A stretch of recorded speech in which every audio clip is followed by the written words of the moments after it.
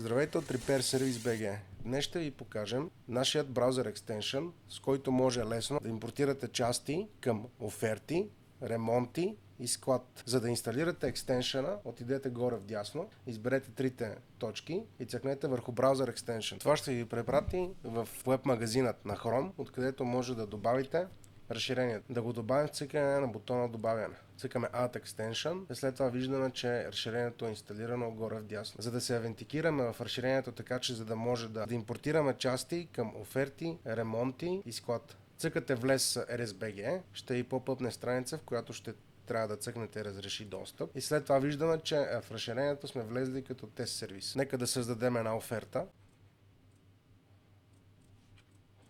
За смяна на масло създавам офертата. Нека да видим как може да импортираме части към оферти от Intercars. Също как може да създаваме оферти директно от Intercars.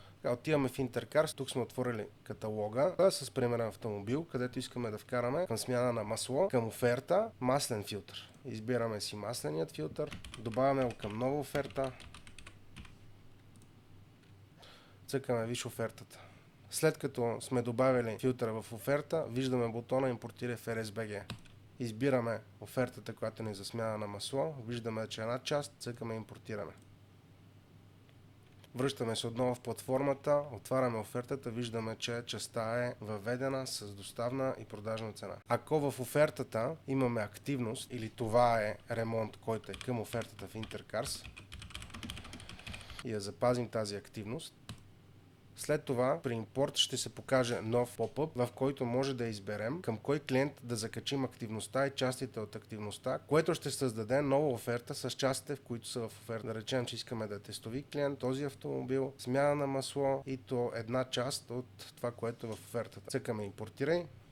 Връщаме се отново в платформата, в оферти и виждаме, че към този автомобил е създадена нова оферта за смяна на масло и виждаме същият маслен филтър. Така може да импортирате много на брой части за различни оферти, които след това може да изпращате за одобрение и клиентите могат да одобряват или отхвърлят по имейл. Нека ви покажем как да импортирате части от каталога на Techco или от каталога на Evo. За целта ще създадем още една оферта към същият клиент и същият автомобил. Услугата ще е примерна, с цена 100 евро, количество 1, създавам. Офертата е създадена, отиваме в каталога на Techco, влизаме в акаунта, тук може да изтеглим от фактури и от покупки. Отиваме в фактура, преглеждаме фактурата, виждаме частите и цъкаме импортиране в RSBG. Тук ще ни пита къде искаме да го импортираме, склад съществуваща оферта или ремонт. Ние ще изберем оферта, ще изберем примерна, части 6 и ще ги импортираме. Импортирането завърши успешно, отваряме примерната оферта и виждаме, че частите са наляти. По същия начин може да се налеят части в ремонти, също така и в склад. Ще отидем в ремонт и ще създадем нов ремонт, за да импортираме части от Евро. Изберем автомобил, механик, услуга, примерни километри, статус в изпълнение. Отиваме в Евро, избираме документи, виждаме всичките фактури, които са в акаунта, цъкаме плюсчето, след това виждаме всичките части, които са по платени документи, може да импортираме, избираме съществуващ ремонт, смяна на масло, последният ремонт 4, части 7, импортиране.